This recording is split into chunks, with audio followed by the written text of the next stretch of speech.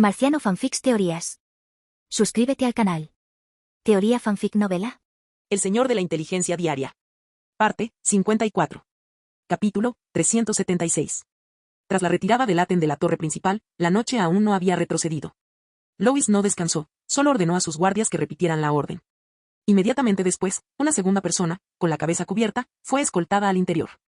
Aquella persona respiraba con dificultad y su ropa exudaba un fuerte aroma a especias y vino del sur de Estados Unidos. Luis levantó la mano y los caballeros se detuvieron. Desátenlo. Cuando se quitó la capucha, el hombre parpadeó, vio a la persona sentada frente a él y su rostro palideció instantáneamente, sus pies inconscientemente dieron medio paso hacia atrás. El hombre abrió la boca, queriendo instintivamente ofrecer la excusa habitual: solo soy un pequeño comerciante de especias. Luis simplemente lo miró con una sonrisa. Esa noche, las luces de la torre del homenaje a la Marea Roja permanecieron encendidas hasta altas horas de la noche. Desde los comerciantes del gremio Resplandor Carmesí, pasando por los representantes del gremio de Ceniza, hasta los mensajeros acechantes de las estrellas fugaces, 4 o 5 miembros del gremio de la Federación, que habían estado escondidos en la Marea Carmesí durante muchos años, fueron traídos de regreso. Las luces de la torre del homenaje de la Marea Roja permanecieron encendidas hasta bien entrada la noche. Las trajeron y las retiraron una a una. Sin embargo, durante todo el proceso no hubo ningún interrogatorio, ni una gota de sangre. Luis hizo lo mismo con todos. Primero, reveló sus nombres reales y los gremios a los que estaban afiliados, luego simplemente contó sus registros de actividad de los últimos años en Red Tide, Down Harbor y Silver Crest Hill. Finalmente, los invitó a sentarse y les entregó una carta sellada con el sello de la Marea Roja.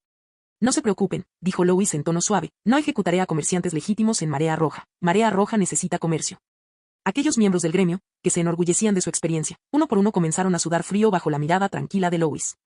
Solo hay una cosa, dijo Lois golpeando suavemente la mesa con el dedo: de ahora en adelante, nosotros enviamos y ustedes ganan dinero, bien. Pero no pueden traicionarnos, filtrar secretos ni crear redes para naciones enemigas. Si tus superiores son inteligentes, entenderán que te estoy ofreciendo un camino hacia el beneficio a largo plazo, no un enemigo. Alguien no pudo contenerse y preguntó: ¿están amenazándonos? Luis sonrió: este es un recordatorio cortés. No levantó la voz ni mostró enojo y entregó personalmente la carta a la otra parte. La carta lo dice muy claramente. Marea Roja está abierta a cuotas comerciales con la Federación y varios gremios, pero exige precios razonables y canales limpios. Devuelve el producto y transmite el mensaje. Si lo aceptan, los productos Red Tide siempre estarán disponibles. Si se niegan. Hizo una pausa, con un tono no duro, sino escalofriante, así que, por favor, díganles que no se acerquen al norte. Cuando vendaron los ojos a la última persona y se la llevaron, en la oficina solo se oía el crepitar de la chimenea. Si tienen algo de cerebro, murmuró Lois, verán esto como una situación en la que todos ganan. La Marea Roja no está excluida, no rechaza las monedas de oro de la Federación ni los barcos de carga de los gremios, pero operará según sus propias reglas. Esto también era algo que Lois siempre había querido hacer, de lo contrario, no habría mantenido a esos espías de la Federación Esmeralda cerca por tanto tiempo. Algunos de estos espías ya hacían negocios aquí cuando Ciudad Marea Roja ni siquiera existía aún, cuando era solo territorio Marea Roja. Y mientras estos espías no causaran ningún daño sustancial, Lois, con su sistema de inteligencia diaria, simplemente hizo la vista gorda. Fue solo el corte de los canales comerciales por parte de la familia Calvin lo que lo obligó a actuar y aceleró sus planes. Lois se levantó y caminó hacia la ventana, mirando las luces de la ciudad de la Marea Roja en la noche nevada. Papá, ya tomé mi decisión. Espero que no te arrepientas. La brisa marina de la provincia del sur siempre tenía un sabor salado, pero en la oficina del conde Harvey no había ni rastro de humedad. Los gruesos muros de piedra bloqueaban el sonido del mar y el fuego de la chimenea ardía constantemente. Su luz parpadeante se reflejaba en libros y documentos. La mesa estaba repleta de informes fiscales, conocimientos de embarque y listas de cuotas. Una botella de vino de plata estaba medio vacía, y el vino tinto se arremolinaba en la copa, proyectando un anillo de luz. El conde Harvey sostenía una pluma en su mano izquierda para aprobar documentos y bebía vino con la derecha. Era un hábito que no había podido abandonar durante años. De hecho, unos pocos sorbos le despejaban la mente, haciendo que los números, los nombres y los acuerdos sobre impuestos portuarios le resultaran perfectamente claros. Cuando no bebía, se volvía irritable. Este problema lo había aquejado desde su juventud. No nació en una familia verdaderamente noble. Su abuelo era un vizconde al borde de la quiebra, adicto al juego y casi dilapidó la fortuna familiar. Cuando su padre tomó el control, la familia apenas podía permitirse mantener empleados y lo único que quedaba era una propiedad vieja y vacía. Este periodo le enseñó desde muy temprana edad lo que significa no tener dinero. Gracias a la perseverancia de 2 generaciones, padre e hijo, la familia Harvey se recuperó. Su padre amasó su primera fortuna con el contrabando de vino y especias, estableció un puesto comercial en el puerto y suministró grano a la flota imperial. El propio Harvey estudió en la capital imperial, no en una academia de caballería, sino en finanzas y derecho. Tras graduarse, siguió los pasos de su padre, administrando los puertos, conciliando cuentas y tratando con funcionarios imperiales. Fue entonces cuando desarrolló el hábito de beber mientras hacía contabilidad. Las bebidas alcohólicas fuertes podían suprimir su ansiedad y ayudarlo a concentrarse. Su ascenso al trono se debía enteramente al emperador. Cuando Ernesto Augusto asumió el cargo, implementó fuertes impuestos portuarios y reformas en las rutas comerciales. La generación anterior de nobles se opuso, pero solo Harvey asumió voluntariamente el riesgo de la reforma fiscal costera, adelantando fondos militares y para la construcción de puertos a la familia imperial. El emperador admiró su coraje y habilidad y le otorgó personalmente el título de conde de asuntos del puerto del sur. Desde ese día comprendió que ya no era un noble de linaje, sino un comerciante político por medios. Esta experiencia lo mantuvo en un estado de vigilancia casi neurótica. Harvey no creía en la suerte, solo en los números que sumaban. No creía en el honor de linaje, solo en barcos que resistieran tormentas. Al revisar los documentos, se sintió algo irritado. El emperador estaba recluido, el regente estaba gravemente enfermo y los príncipes competían abiertamente por el poder. Las órdenes de la capital imperial llegaban una tras otra, los sistemas de impuestos costeros se modificaban repetidamente y la agenda preliminar del Consejo del Trono del Dragón se hacía más larga con cada página. Los antiguos nobles conspiraban unos contra otros, los nuevos nobles eran utilizados como amortiguadores y nadie quería ser el primero en saltar a la refriega. Harvey dejó la pluma y tomó un sorbo de vino. ¡Qué lío de cuentas! La crisis actual fue mucho más compleja que simples reformas fiscales en el papel. Las rutas de navegación costeras fueron requisadas repetidamente por la capital imperial. Un barco mercante tenía que pagar impuestos 3 veces y los piratas en el sur estaban resurgiendo. Y algunos incluso los apoyaban en secreto.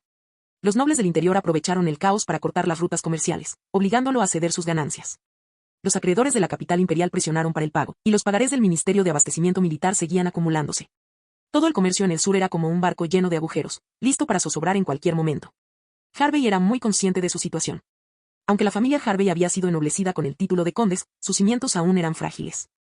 A la menor señal de problemas, si los antiguos nobles unieran sus fuerzas, seguramente serían los primeros en ser expulsados. Las cuentas corrientes aún podrían mantenerse, apoyándose en los impuestos a la exportación de los 3 puertos y en los ingresos de las bodegas. Pero una vez que la capital imperial reasignara a los supervisores y les cortara la parte de los ingresos fiscales, su década de negocios familiares duramente ganados podría simplemente desaparecer. Peor aún, tuvo que mantener relaciones ambiguas con varias facciones. Los enviados de la capital imperial querían que jurara lealtad al segundo príncipe, mientras el consejo intentaba ganarse el apoyo de la facción del cuarto príncipe. Era necesario mantener todas las conexiones y apaciguar a todas las partes. Un movimiento brusco en una dirección alertaría a la otra. Cuanto más caótica sea la capital imperial, más debemos permanecer unidos los que llegamos a la mesa con dinero, murmuró Harvey, como si recordara algo. Mientras hablaba, firmó con su nombre un documento. En ese momento se oyeron unos pasos débiles y un golpe a la puerta. Pase, dijo, dejando su copa de vino con voz tranquila. El sirviente abrió la puerta, hizo una reverencia respetuosa y le ofreció una bandeja de plata con ambas manos. En la bandeja había 2 cartas. Una estaba sellada con un emblema solar, la marca del territorio de la Marea Roja del Norte. La otra llevaba el emblema de un velero, familiar para su propia familia Harvey, escrita por John. Harvey arqueó una ceja al reconocer el emblema del sol. Era una carta de Luis Calvino. Un conde le escribía personalmente. No pudo evitar sentir curiosidad, ¿qué quería hablar con este señor del norte? Pero dejó esa tarjeta a un lado temporalmente y tomó en su lugar la que tenía el emblema del velero. Veamos qué escribió ese chico esta vez, suspiró, reclinándose en su silla. Este segundo hijo le dio un verdadero dolor de cabeza. Era un niño tardío, mimado desde pequeño, un poco más lento que su hermano mayor, pero no carecía de inteligencia, solo era un poco voluble. El camino que había trazado para sí mismo era lo más estable posible, proteger el puerto familiar, heredar una pequeña baronía, vivir una vida de riqueza y prestigio, siempre y cuando no causara problemas. Pero el muchacho, lleno de pasión juvenil, huyó para alistarse en la expansión hacia el norte. Aquel lugar era prácticamente un cementerio, realmente pensó que su hijo no regresaría. ¿Quién hubiera pensado que no solo sobreviviría, sino que también se aprovecharía de la influencia del señor del norte?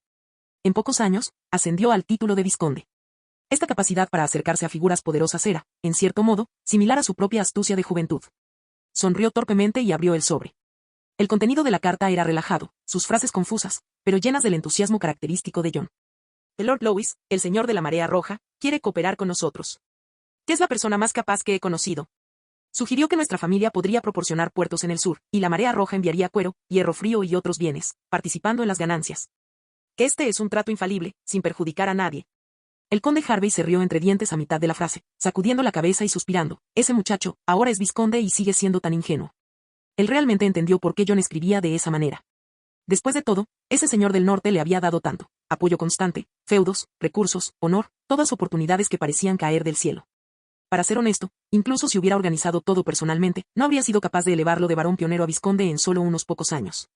Al pensarlo, Harvey se sintió un poco en conflicto, medio orgulloso, medio suspirando. Dejó caer aquella carta y cogió la que estaba sellada con el emblema del sol.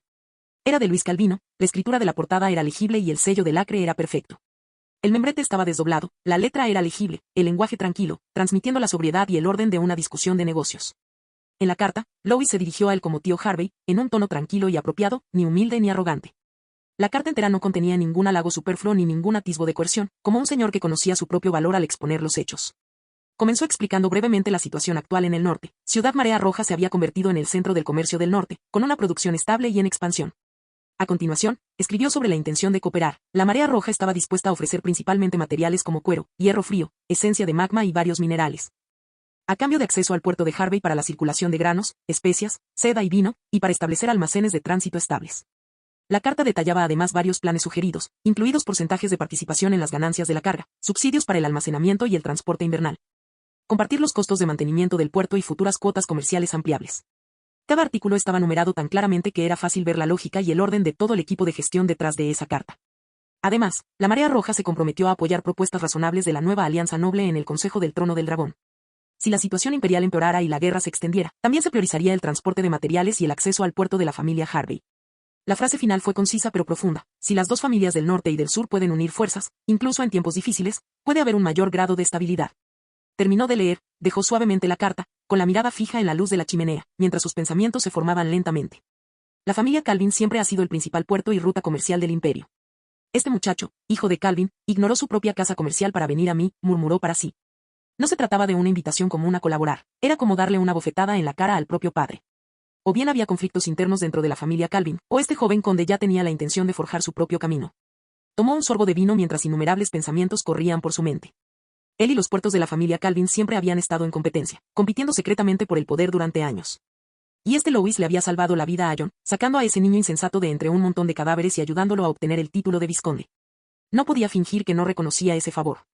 Además, el emperador llevaba mucho tiempo sin aparecer, los príncipes formaban facciones, los antiguos nobles esperaban el momento oportuno para su restauración. Y la nueva alianza noble fue reprimida en la capital imperial. Él, un conde que había ascendido gracias a la riqueza, tenía, francamente, raíces superficiales y una posición inestable. Estar al lado de alguien es como jugarme la vida, murmuró para sí mismo. Pero ese joven del norte transformó un desierto en un lugar donde la gente está bien alimentada y vestida, más fuerte que la mitad de los antiguos nobles. Al menos ahora necesita compañeros, no presas. Sabía muy bien que aliarse con la vieja nobleza significaba convertirse en un subordinado pasivo. Sin embargo, abrir una línea separada con Louis significaba tener un as bajo la manga, un plan B. Y si Louis fracasaba, aún podía alegar que fue simplemente cooperación local para cuidar de su hijo. Dio un puñetazo sobre la mesa y tomó una decisión, primero hablar y luego elegir un bando. Escribe una respuesta, le indicó a su secretaria, en un tono amistoso, sin humildad ni arrogancia. Muestra interés en la propuesta de cooperación y estate dispuesto a enviar representantes al norte para conversaciones detalladas, comenzando por una ruta de transporte y un envío de prueba de mercancías. Miró la luz de la fogata mientras sus pensamientos aún corrían. Harvey reflexionó repetidamente sobre la importancia de ese paso. Esa carta no era solo una negociación, sino una prueba, una apuesta silenciosa. Sabía que no estaba calificado para enfrentarse directamente a la familia Calvin, ni se dejaría enredar fácilmente con las facciones de los príncipes. Pero Luis era diferente. La línea del norte siempre tuvo una conexión tenue con la política imperial, desde su geografía hasta su gente, era independiente y resiliente. Su capacidad para establecerse en tal lugar indicaba que no dependía del poder imperial, sino que era capaz de crear su propio orden. Esta persona entendía tanto el juego de poder como cómo sobrevivir en el barro. Si pudiera establecer conexiones con ese linaje del norte, independientemente de quien ganara en la capital imperial en el futuro, la familia Harvey en el sur todavía tendría espacio para maniobrar. La mente de Harvey era mitad fría y calculadora, mitad llena de cierta admiración secreta. Joven, audaz y metódico, un caballero así se estaba volviendo raro en este imperio en decadencia. Él está apostando por el futuro del norte, y yo estoy apostando por él, murmuró Harvey. El conde Harvey decidió ser un poco más cauteloso y no apresurarse a apostarlo todo, pero primero debía asegurar esta conexión. Levantó su copa de vino, como si brindara por la figura distante a la luz de la fogata. Veamos hasta dónde puedes llevar al norte, Luis Calvino.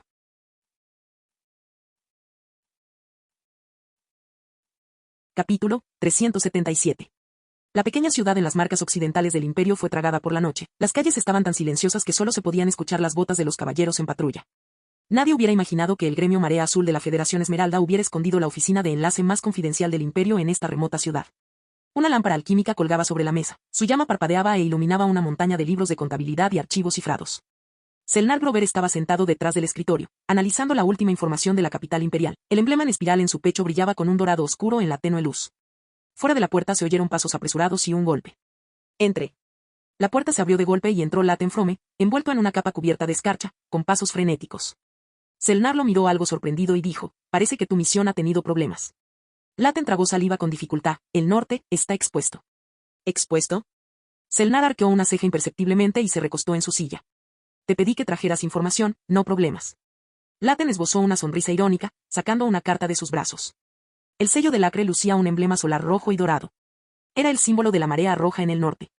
Selnar no extendió la mano, simplemente dijo fríamente, habla. Laten respiró hondo. El señor de la marea roja, Luis Calvino, se reunió conmigo personalmente. Dijo que la marea roja no mata espías, solo hace negocios. Luego me pidió que le devolviera esta carta. Selnar permaneció en silencio por un momento, luego finalmente extendió la mano y tomó la carta. La carta se desplegó. Su contenido no era una amenaza, sino una propuesta comercial formal. Sus palabras no eran agresivas, sino una invitación muy sincera al gremio de la marea azul para negociar con el gremio de la marea roja, especificando el intercambio de minerales, combustible, cuero y hierro frío por cristales de sal, granos, vino y materias primas alquímicas.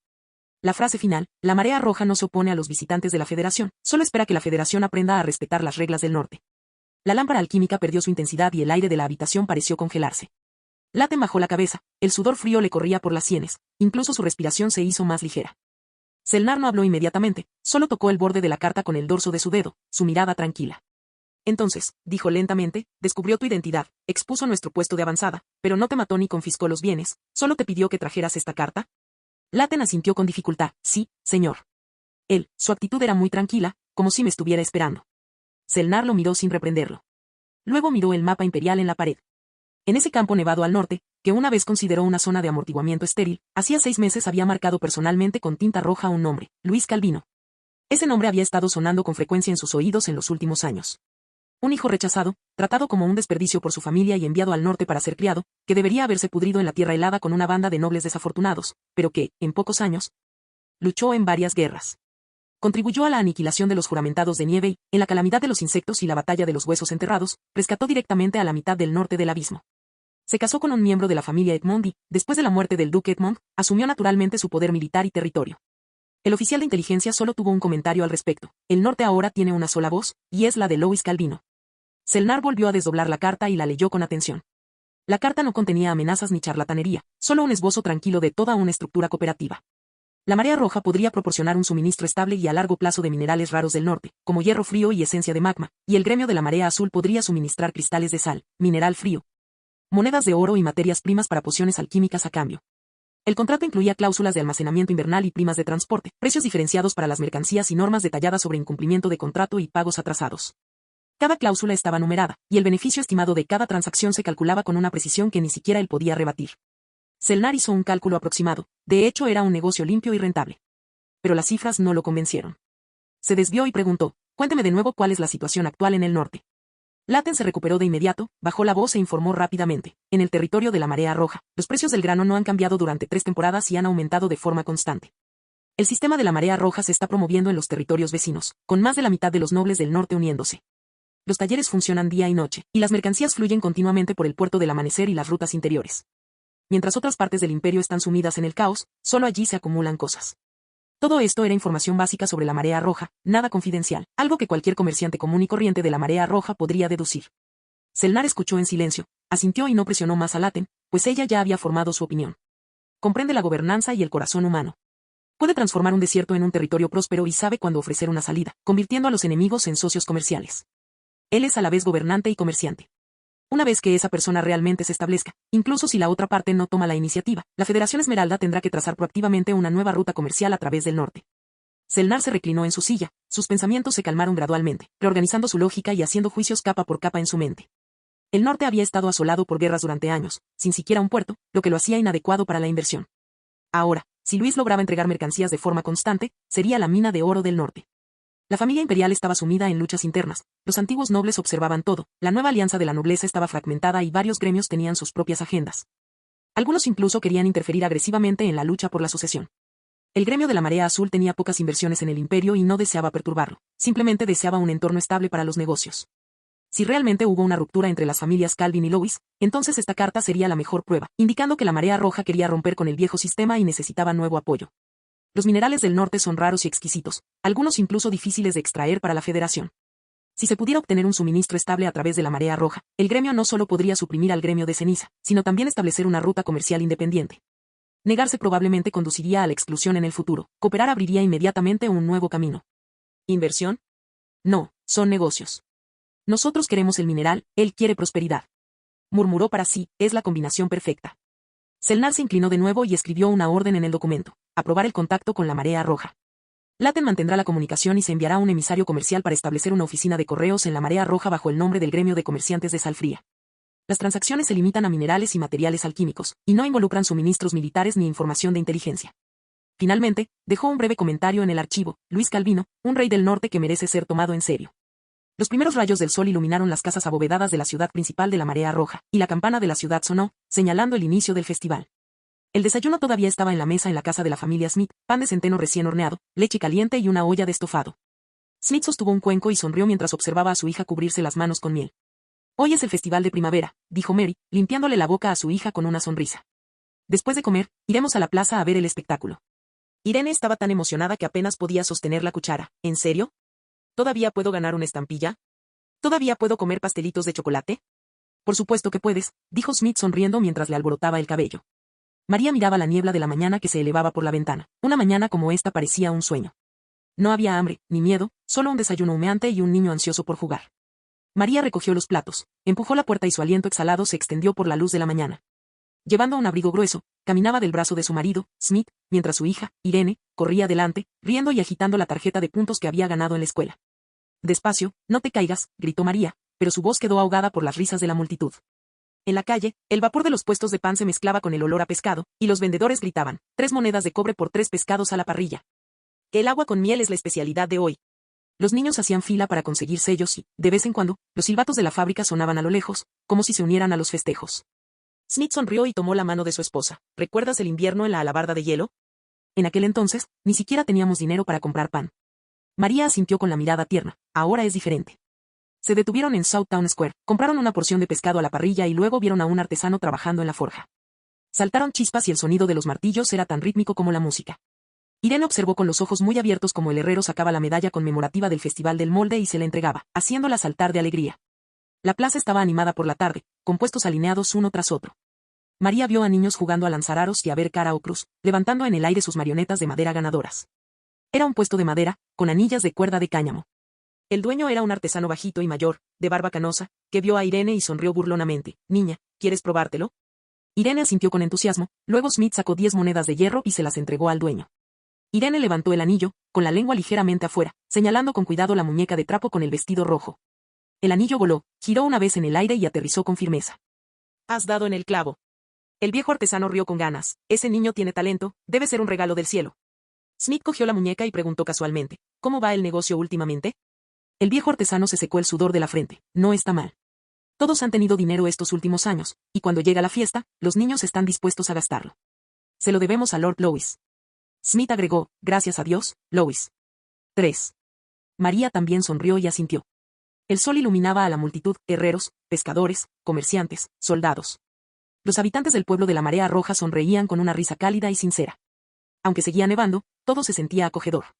María miró a la multitud y de repente sintió un ligero dolor en el corazón. Recordó cuando era hija de un comerciante de clase media en la ciudad de la Alabarda de Hielo. La vida no era tan estable como imaginaban los forasteros, e incluso pasaba hambre en invierno. La vida mejoró un poco tras casarse con su esposo, un capitán caballero, pero los suministros siempre escaseaban. Y recordando el miedo que sintió cuando oyó hablar de mudarse a la Marea Roja, Mary soltó una risita silenciosa. Sus preocupaciones de entonces ahora le parecían verdaderamente ridículas. Antes, pensaba que el desierto solo contenía nieve y muerte, pero ahora se había convertido en su hogar más acogedor. Ahora tenía su propia casa en Red Tide, una casa de 2 pisos con una cúpula, una estufa acogedora y tuberías subterráneas de agua caliente que funcionaban toda la noche. La casa tenía un granero, una chimenea y monedas de oro guardadas en una caja de madera. Y comprendió que la abundancia no significaba montones de oro y plata, sino más bien no tener que preocuparse por la comida del día siguiente. María solía trabajar a tiempo parcial como diácono en el orfanato, gestionando los libros de contabilidad y distribuyendo raciones. Como era culta y buena en aritmética, la llamaban Miss Mary y recibía un salario mensual de 2 monedas de plata. Aunque su marido, Smith, todavía formaba parte de la rotación en la línea de defensa exterior, se le permitía regresar a la ciudad durante 2 meses cada año. Esos 2 meses eran la época más tranquila del año para ella. Y su hija Irene, que ahora tiene 6 años, asistió a la Academia Marea Roja. Aunque todavía no sabía escribir bien y solo conocía la aritmética hasta 10, leía con entusiasmo todos los días los avisos colgados en la pared para Mary. Mary le susurró a Smith: nunca imaginé que podríamos tener una vida como esta. Smith sonrió: todo gracias a Lord Louis. María asintió, pero no respondió, solo se quedó mirando la radiante sonrisa de su hija, pensando que esta era la verdadera primavera. Las actividades del festival de la tarde acababan de comenzar y la familia de 3 estaba jugando y comiendo. Las risas de los niños provenían del teatro de marionetas de la esquina y jóvenes artesanos vestidos de monstruos corrían por el desfile. En la calle se organizó un desafío del pequeño héroe, en el que los niños tenían que cruzar un puente colgante, arrastrarse entre barriles y, finalmente, tocar una campana de cobre para ganar dulces. Irene corrió hacia adelante, pero se cayó del puente colgante, haciendo reír a María hasta llorar. También observaron a artistas soplando fuego y pintando linternas frente a puestos temporales. Al caer la noche, sonaron las campanas y Mary tomó la mano de su hija y le dijo a Smith, «Vamos, es hora de que vayamos a la plaza». A medida que avanzaba la multitud, el aire se iba llenando de risas y de olor a vino. «Escuché que Lord Louis va a dar un discurso esta noche», dijo alguien cercano con entusiasmo. Smith se quedó atónito por un momento, luego sonrió. «Esta es una ocasión rara. La última vez que lo vi fue cuando viajó el año pasado». Irene tiró de la mano de Mary, con los ojos brillantes. «Madre, ¿podré ver a Lord Louis más tarde?» «Claro que puedes». María sonrió, se agachó y le ajustó la bufanda a su hija. «Pero tienes que portarte bien y no andar corriendo». Siguieron a la multitud hasta el centro de la plaza. Las columnas de fuego aún no se habían encendido, y las banderas a su alrededor ondeaban al viento. La multitud era densa, casi hombro con hombro. Los niños estaban en brazos de sus padres para evitar que se perdieran. Hacía años que no veía a tanta gente reunida. Smith miró las pancartas que lo rodeaban y suspiró. María era empujada hacia atrás por la multitud, paso a paso, pero no pudo evitar sonreír y asentir, sintiendo una punzada de expectativa en su corazón. Quizás ese señor diría algo. En ese momento, una voz familiar sonó junto a ellos, «Señora Mary». Se giró y vio al intendente Pete, el joven oficial que solía ir al orfanato a entregar grano y carbón. Llevaba una bolsa de dulces y lucía su sonrisa habitual. «Señor Pete. ¡Qué coincidencia!». Mary se sorprendió un poco. «Y sí, estoy aquí para ayudar a mantener el orden». Soltó una risita juguetona. Smith también sonrió y asintió. Todos trabajaron muy duro esta noche. Pete hizo un gesto con la mano. «De ninguna manera, eso es lo que deberíamos hacer». Tan pronto como terminó de hablar, las columnas de fuego se encendieron al son de las trompetas y estallaron llamas que iluminaron toda la Plaza del Sol. El clamor de la multitud se convirtió instantáneamente en un rugido. «Lord Louis». Las luces de la plataforma elevada se encendieron, perforando la niebla, y esa figura caminó hacia adelante, emergiendo de las llamas. No llevaba armadura dorada ni estaba rodeado de sirvientes, solo envuelto en una capa de la marea roja. La expresión del joven señor era serena. Observaba a la multitud con serenidad, y al levantar la mano, la bulliciosa plaza, repleta de miles de personas, quedó en completo silencio. Los niños levantaron la vista, los adultos contuvieron la respiración, los soldados dejaron sus copas de vino e incluso el sonido del viento pareció desvanecerse. Mary miró a Louis en el escenario y su corazón se calentó inexplicablemente. En ese momento, todas las luces parecieron converger en ese joven señor. De repente, María comprendió por qué la gente siempre decía, «El señor de la marea roja es como el sol».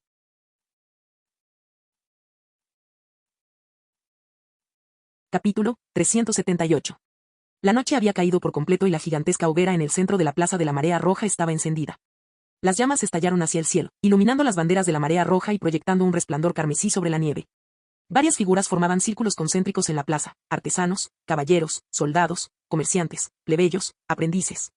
La familia de María estaba en medio de la multitud, Irene encaramada en los hombros de su padre, sosteniendo una pequeña bandera de la marea roja. La luz de las llamas brillaba en todos los rostros, como si la ciudad entera estuviera en llamas. Luis, envuelto en una capa de la marea roja, subió los escalones, seguido por Bradley, Lambert y varios representantes de los caballeros. No llevaba medallas ni guardia de honor, a su lado solo había una espada larga y sencilla. En el momento en que apareció, los aplausos de la plaza casi rasgaron la noche nevada. «¡Viva la marea roja! ¡Viva Lord Louis! La marea roja nunca se extinguirá». Los gritos subían y bajaban, superponiéndose en una marea ensordecedora. Los jóvenes caballeros levantaron sus espadas en señal de saludo, los niños ondearon pequeñas banderas y los ancianos se enjugaron las lágrimas.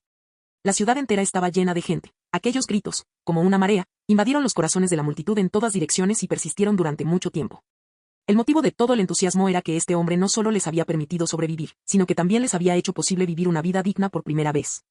Hace apenas unos años, muchos de ellos morían de hambre en la nieve, trabajaban como sirvientes en las mansiones de la antigua nobleza o huían en medio de las llamas de la guerra. Ahora tenían casas con calefacción, suficiente comida, trabajos remunerados y escuelas donde sus hijos podían aprender a leer. Para ellos, todo esto debería haber pertenecido solo a la nobleza, pero Luis permitió que la gente común también lo poseyera. Por eso, no solo era un caballero en sus corazones, sino también como un sol que iluminaba la larga noche. Además, Louis llevaba mucho tiempo sin aparecer en público, durante un año entero, muchos solo habían visto su nombre en rumores y anuncios. Verlo ahora, de pie junto a la luz de la fogata, era como ver a un salvador. Luis levantó la mano y el clamor fue disminuyendo poco a poco. Aunque había presenciado escenas similares innumerables veces antes, su pecho aún se apretaba ligeramente al ver el ferviente aplauso de la multitud y el respeto brillando en tantos ojos. Respiró hondo, calmó sus emociones, dio un paso adelante y usó magia para proyectar su voz a través de la noche. Ya es primavera otra vez. El año pasado no tuvimos guerras, hambrunas ni desplazamientos. Este es un gran logro para el territorio del norte. La multitud estalló en risas y a algunas personas se les pusieron los ojos rojos. Lois hizo una pausa, con tono firme y contundente. Su arduo trabajo ha traído la paz. Esta es la gloria de la marea roja, que me pertenece a mí y a todos ustedes. Pertenece a los que sudan en los talleres, a los que descargan la mercancía en el puerto y a los que nunca dejan de trabajar junto al fuego del horno. Los aplausos y vítores estallaron nuevamente, inundando la plaza como una ola. Los soldados levantaron sus espadas en señal de saludo, los artesanos agitaron sus sombreros y las risas de los niños se mezclaron con los gritos, fundiéndose en una ferviente celebración. Lois observaba todo esto con un fugaz destello de ternura en los ojos. Asintió levemente e hizo un gesto con la mano, y los aplausos y los gritos fueron ahogados poco a poco por su serena presencia. En ese momento, el clamor de la plaza pareció ser ahogado por alguna fuerza invisible y la atención de la gente volvió al caballero. Su voz se fue haciendo cada vez más grave, pero también más clara. Sé que a muchos de vosotros os ha ido bien este año, teniendo pan y hogares cálidos. Pero en otras partes del territorio del norte, nuestros hermanos y hermanas todavía están buscando leña bajo el viento frío y todavía hirviendo las malezas con agua helada. No saben que hay una ciudad en el territorio del norte llamada Marea Roja, donde los niños pueden comer gachas calientes todos los días. La multitud guardó silencio, con el rostro ligeramente encorvado bajo la luz de la hoguera. Las ancianas abrazaron con fuerza a sus hijos, temerosas de que volvieran a sufrir las penurias del pasado. Una fuerte emoción flotaba en el aire, como si el pasado de todos se hubiera reabierto. Pete sintió una opresión en el pecho. Recordó el invierno en que su madre murió congelada en una noche fría. Ese recuerdo de impotencia aún lo atormentaba. Luis observó a la multitud, y su tono se volvió firme. La importancia de la marea roja no es solo que disfrutemos de prosperidad, sino también que todo el territorio del norte recupere su felicidad. Por lo tanto, necesito su fuerza. Mañana, el ayuntamiento publicará un nuevo anuncio de reclutamiento para la primavera. Enviaremos nuevos equipos de construcción, médicos, artesanos, aprendices y guardias a diversas partes del territorio del norte para reconstruir pueblos y ciudades sepultadas por la nieve. Si alguien está dispuesto a ir, por favor, postúlese. Levantó la mano, señalando el oscuro horizonte a lo lejos. Aún hay gente esperando que les traigamos la luz del sol. Si la marea roja tiene un salvador, ese salvador es toda persona dispuesta a actuar. Vamos. Conviértete en el sol del territorio del norte e ilumina a quienes aún viven en la oscuridad. Bajó la mano suavemente y su tono volvió a la calma. La luz del sol de la marea roja no debería solo calentarnos. La multitud estalló nuevamente en cálidos aplausos y vítores. Mucha gente quedó profundamente conmovida por sus palabras. María miró a Irene, pensando que el niño era aún demasiado pequeño, de lo contrario ella también habría hecho algo. Pete estaba cerca, con los puños apretados y los ojos brillando con determinación. Los aplausos y vítores duraron mucho tiempo, los rostros de la gente estaban marcados por las lágrimas, pero también llenos de sonrisas. La luz de la hoguera parpadeaba, iluminando sus rostros y toda la plaza. La llama, símbolo de la esperanza, se mecía con el viento reflejando la figura de cada persona. La noche del Festival de Primavera alcanzó su apogeo de fervor en este momento. En la primera mañana después de que terminara el Festival de Primavera, la ciudad de Marea Roja fue envuelta suavemente por la nieve primaveral y el calor persistente de los hornos. Las calles aún lucían las cintas y los faroles de la noche anterior, los jóvenes barrían los restos de leña en la plaza y los vendedores habían instalado sus hornos. El aroma a pan y sopa caliente impregnaba el aire. El reloj dio las 7 y toda la ciudad se despertó. Una niebla blanca se elevaba desde las chimeneas de los talleres, los sonidos de los martillos, los silbatos y los gritos de los vendedores se mezclaban. Los mercaderes empujaban sus carros por las calles y el tintineo de las monedas de cobre era claro y brillante. Fuera de la puerta sur, el oficial agrícola patrullaba los canales geotérmicos por donde fluía la nieve derretida. Por las calles se publicaron nuevas órdenes de movilización para la siembra de primavera. Los agricultores hicieron fila para recoger semillas y herramientas de hierro, y los niños ayudaron con el transporte. Entre risas evidentes. Esto señaló que la marea roja había dado la bienvenida a la primavera una vez más. La naturaleza se había revitalizado y la ciudad había reiniciado sus actividades. Lois estaba de pie junto a la ventana en el último piso del edificio administrativo, contemplando la ciudad que despertaba. Aunque la nieve no se había derretido del todo, la marea roja ya había vuelto a funcionar. Hornos, canales agrícolas, puertos y puestos comerciales, todo fluía bajo su mirada. Bradley empujó la puerta y entró, cargando una gruesa pila de documentos y cartas. Su rostro mostraba la expresión tranquila de alguien acostumbrado a estar ocupado. Un informe sobre el progreso de los preparativos para la siembra de primavera, señor. Dejó los documentos sobre la mesa. El 80% de los canales agrícolas del Distrito Sur y los suburbios occidentales están abiertos, y ya se han completado 2/3 de la distribución de semillas. El Departamento de Asuntos Agrícolas también ha enviado la lista de suministros, y otros territorios sin calefacción geotérmica han comenzado los preparativos secuencialmente. Lois asintió, abrió los documentos y rápidamente escribió algunas notas. Hemos estado haciendo esto durante muchos años, solo sigue los procedimientos. Luego Bradley tomó de la pila una carta con el sello del gremio de la Marea Azul y se la entregó. Esta es la respuesta del gremio de la Marea Azul. Sabía que a Lois no solo le preocupaba la carta en sí, sino también la actitud que había detrás de ella. La reacción de estos gremios determinaría la futura posición de la Marea Roja en las rutas comerciales internacionales y en el comercio de la alquimia. Lois cogió el sobre y pasó suavemente los dedos sobre el sello del acre ondulado. La carta fue desplegada. El contenido era breve, resumiendo los siguientes puntos. confirmaron la recepción de las muestras minerales enviadas por Red Tide, expresaron su agradecimiento por la calidad de los recursos del territorio del norte y mostraron su disposición a ofrecer granos, materias primas alquímicas, productos alquímicos y pequeños equipos mecánicos a cambio. Solicitaron que todas las transacciones se mantengan confidenciales, se realicen únicamente a nombre de Flota Mercantes Algelado y que, temporalmente, se utilice el trueque directo en lugar de la liquidación de créditos. Si la cooperación se estabilizara, enviarían consultores técnicos y posiblemente establecerían una instalación de procesamiento alquímico a pequeña escala. Latenfront permanecería como contacto y, si todo iba bien, en 3 meses el gremio establecería un punto de encuentro en la ciudad de Crimson Tide para preparar una propuesta de cooperación más profunda. La carta concluía con la cortesía habitual. El gremio de la Marea Azul no interferirá en la política imperial ni en la del territorio del norte, ni participará en guerras. Solo buscamos el orden y el beneficio. Lois cerró la carta, parpadeando levemente. Normalmente entendía el significado de la carta. No era un rechazo, sino una cautelosa disposición a cooperar. El gremio de la Marea Azul ponía a prueba la estabilidad de la Marea Roja. Buscaban ganancias, pero no estaban dispuestos a arriesgarse a lo loco. Reconocían el potencial de la Marea Roja, pero aún así se mantenían a distancia, como quien se acerca al fuego en un día frío, queriendo acercarse para calentarse, pero temiendo quemarse con las chispas. Luis rió discretamente, comerciantes cautelosos. Bradley preguntó, «Señor, ¿debemos responder?» «Por supuesto», dijo Lois, doblando la carta con cuidado y asintiendo. Luego se giró para preguntar, «¿Cuántos gremios están dispuestos a cooperar con nosotros?» Bradley respondió, «Los socios confirmados son el gremio del Esplendor Rojo y el gremio de la Marea Azul. El gremio de las Estrellas Fugaces ha mostrado gran interés, mientras que otros gremios aún no han respondido. Además, el conde Harvey ha aceptado un programa piloto de intercambio, realizando una prueba en una sola ruta». Lois esbozó una leve sonrisa. Sin ningún trabajo previo, solo una invitación espontánea, este ya es un excelente resultado. Parece que yo, el nuevo lord del territorio del norte, aún tengo cierta influencia. Bradley sonrió y cogió su cuaderno. Entonces, con respecto a estos asuntos, ¿cuáles son los próximos pasos en los preparativos? Lois se recostó en su silla con tono sereno. Primero, crea un departamento secreto para gestionar los asuntos del gremio. Busca gente de confianza que entienda tanto contabilidad como discreción. Los principios deben ser claros, división justa de cuentas, que ambas partes conserven una copia del libro mayor, no participar en la compra o venta de personas. Todos los contratos sujetos a la ley de Red Tide y la autoridad para el arbitraje pertenece a Red Tide. Golpeó suavemente la mesa. Un punto más, durante las negociaciones, debemos centrarnos en lo que más nos falta, granos, pociones, materias primas alquímicas y, sobre todo, las pequeñas máquinas alquímicas que permiten que los talleres sigan expandiéndose. Incluso una sola pieza de equipo avanzado puede valer medio taller. Bradley asintió, frunciendo ligeramente el ceño. Debemos ser discretos, ya que la Federación es un estado enemigo, después de todo. Si la noticia se filtra, será difícil explicárselo no solo a la familia Calvin, sino también a la capital imperial. Aunque todos lo están haciendo, no podemos ser descarados.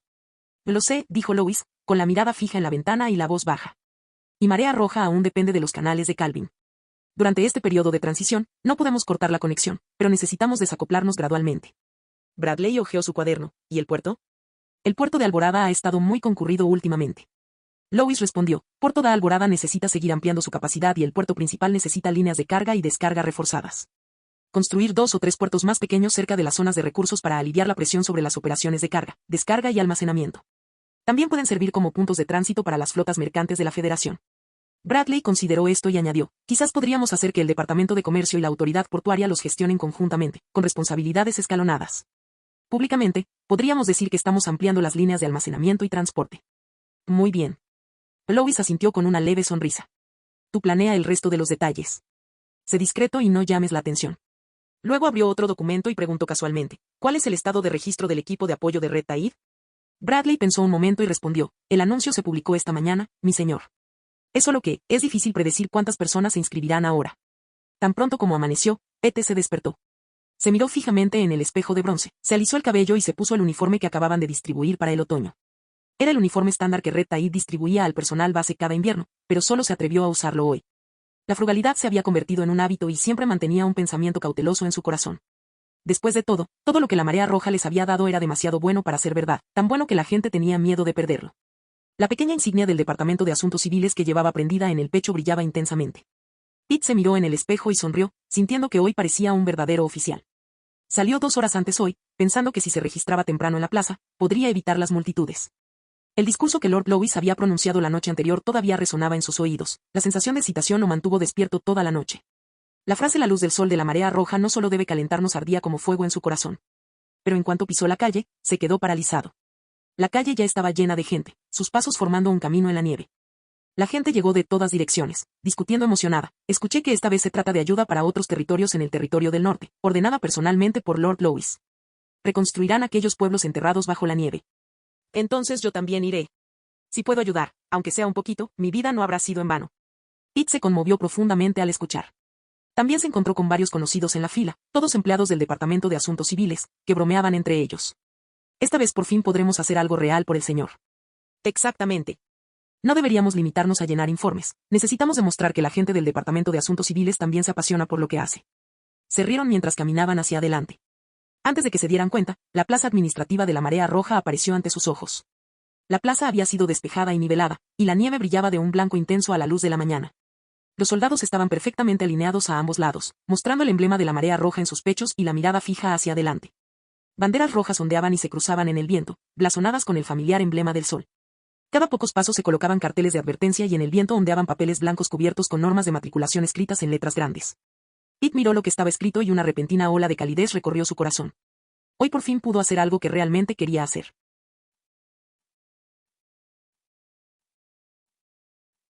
Capítulo 379. Pete finalmente logró abrirse paso entre la multitud, recibiendo varios golpes en el hombro, pero finalmente llegó a la columna de advertencia. Los documentos de reclutamiento para el equipo de relevo de primavera se publicaron en la columna, detallando claramente los distintos roles: equipo de construcción, artesano, médico, aprendiz y guardia. El salario, la duración del contrato y las asignaciones familiares estaban claramente descritos. La orden, al final, fue sencilla y directa, ide e iluminada a los que aún viven en tinieblas. Pete se quedó mirando la frase, con el corazón encogido y un sentimiento surgió en su interior: genial, ahora es mi turno de hacer algo. En el centro de la plaza se instaló una mesa de registro, donde funcionarios del Departamento de Asuntos Civiles se ocupaban de mantener el orden. Un cartel de madera indicaba el orden de la cola y Pete se unió a la cola con el equipo de logística. Algunas personas cercanas gritaban para que se colaran y otras se quejaban del hacinamiento, hasta que un empleado del ayuntamiento intervino para controlar la situación y se restableció el orden. Cuando fue el turno de Pete, recuperó el aliento y se puso de pie frente a la mesa.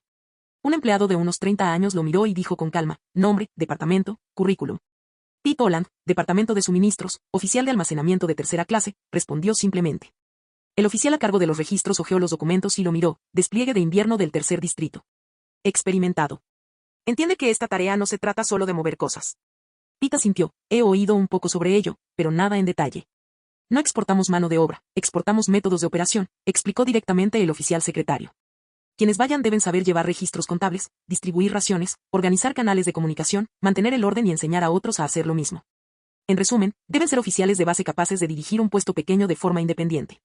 Pete procesó la información durante unos segundos y preguntó: entonces, después de registrarme ahora, ¿soy un candidato formal? No tan rápido, dijo el secretario, negando con la cabeza. Después habrá un proceso de selección y capacitación. Necesitas aprobar un examen escrito y uno oral antes de que te asignen a un equipo. Su tono era normal, pero contenía un matiz de recordatorio: si lo haces bien, podrías conseguir un ascenso cuando regreses. Pete asintió y firmó. Su letra era un poco temblorosa, pero no lo suficiente como para comprometer su compostura. El empleado responsable de la documentación confirmó y presentó el formulario: ya es candidato. Espere la notificación. Pete recogió el folleto y bajó de la plataforma, mirando hacia atrás a la bandera con el emblema de la Marea Roja, que brillaba intensamente en la luz. Ya fuera por su deseo de destacar o por permitir que más personas experimentaran la vida que ofrecía Red Tide, Pete estaba absolutamente decidido. Tenía que superar esta etapa. Pete estuvo entre los primeros candidatos a quienes se les notificó el proceso de selección. Tan pronto como se difundió la noticia, sus colegas comenzaron a burlarse de él, dándole palmaditas en el hombro y silbando, diciendo cosas como: Pete va a tener mucho éxito y danos un regalo cuando regreses. A Pete le ardían las orejas, pero no podía dejar de sonreír. Se sentía como en llamas, ansioso por escapar de la Marea Roja de inmediato y contribuir al territorio del norte. Cuando llegó el momento de la movilización, se apresuró a acudir al centro administrativo muy temprano. El lugar de encuentro fue el antiguo salón de entrenamiento, en el lado norte de la plaza del centro administrativo, que ya estaba repleto de cientos de candidatos. Las insignias numeradas en sus pechos los dividían en categorías: artesano, médico, administración, construcción y logística. Todos estaban sentados erguidos, con expresiones serias, pero esta seriedad no era un sentido de misión, era más bien: el señor está llamando, necesito hacerlo bien. En la plataforma elevada, Bradley y representantes de varios departamentos ya estaban en posiciones. La mirada de Bradley recorrió toda la habitación y todo el salón quedó inmediatamente en silencio. Se convertirán en la Marea Roja fuera de la Marea Roja, las semillas del orden. Luego todos se pusieron de pie para prestar juramento. Ya habían visto el juramento en el folleto, e innumerables personas lo habían memorizado a la perfección, atestiguado por el hogar, con la orden en nuestros corazones, donde la Marea Roja está presente. El caos no prevalecerá. Después de recitar el juramento, Pete sintió un enorme alivio, como si hubiera sido aceptado formalmente en un grupo grande. Justo cuando los ecos persistentes del juramento comenzaron a disiparse en el aire, el sonido de suelas de botas llegó desde la puerta. Lois entró, vistiendo su capa carmesí, con su habitual expresión tranquila. La luz de la fogata iluminaba su perfil. No tenía afectación, pero aún así, instintivamente hizo que todos enderezaran la espalda. Pito oyó que alguien cercano jadeaba de asombro, y otros murmuraban suavemente, «Dios mío». Este tipo de reverencia estaba prácticamente escrita en el rostro de todos. Lois subió a la plataforma e inmediatamente comenzó, «El tiempo es corto, así que seré breve». Tan pronto como terminó de hablar, todo el salón quedó en silencio instantáneamente. Luis declaró categóricamente, «Saldrán a salvar a la gente, no a reparar los muros de la nobleza. Sus objetivos son los niños que se congelan y los señores feudales que no tienen que comer. Puede que encuentres resistencia por parte de los nobles. Se reirán de ti, te gritarán y te dirán que no te preocupes por esos campesinos, pero no tienes por qué hacerles caso. Si alguien te obstruye maliciosamente, regístralo en tu folleto y denúncialo. Marea Roja se encargará de ello». Lois seguía hablando y los suspiros silenciosos que venían desde abajo apenas podían contenerse. Pete sentía lo mismo. Habiendo crecido en el imperio, era la primera vez que oía a un noble pronunciar esas palabras. Ignora a los nobles y sirve a los plebeyos. Sin embargo, el tono de Lois era tan tranquilo, como si estuviera hablando del clima, sin ningún atisbo de provocación, lo que hacía imposible refutarlo. El corazón de Pete latía rápido y ansiosamente, pero no podía decir si era miedo o emoción. De hecho, Pete asentía cada vez que Lois hablaba, no porque entendiera completamente, sino porque la forma de hablar del señor les hacía sentir instintivamente que seguirlo era lo correcto. Además, entendió claramente una cosa, el señor estaba verdaderamente de su lado. Y el señor odió a esos nobles arrogantes. Eso fue suficiente. Finalmente, el tono de Lois se suavizó, «Si gestionas bien esto, tus méritos serán reconocidos. Futuros ascensos, traslados e incluso la gestión independiente de una región dependerán de tu desempeño esta vez. Espero que no solo salgan a hablar de teoría, sino que logren resultados tangibles, para que la Marea Roja recuerde sus nombres». Los aplausos estallaron como una ola. En medio de la multitud, el corazón de Pete de repente se sintió conmovido, no por miedo, sino porque se había inflamado. Quizás realmente podría lograr las cosas de las que habló el señor. Miró a Lois en el escenario, sintiendo el pecho arder de deseo. La sensación casi le provocó un hormigueo en el cuero cabelludo. «Puedo hacerlo. Yo también puedo», repitió Pete mentalmente, sin siquiera saber por qué de repente estaba tan convencido. Normalmente, cuando se trataba de distribuir granos, llevar la contabilidad y controlar el inventario, simplemente sentía que era un trabajo estable. Pero ahora, por primera vez, sintió que lo que estaba haciendo podía cambiar la vida de otra persona. Cuando Luis dijo, «Vuestros méritos serán debidamente evaluados», no pudo evitar imaginar varias escenas. La gente de la región lo reconocía y les decía a sus hijos, «Ese tío era el que se aseguraba de que tuviéramos suficiente para comer». Después de completar su misión en el extranjero, a su regreso, todos sus colegas de Red Taid se paraban en la entrada administrativa, le daban palmaditas en el hombro y le decían, «Pete ha vuelto, el chico lo hizo bien».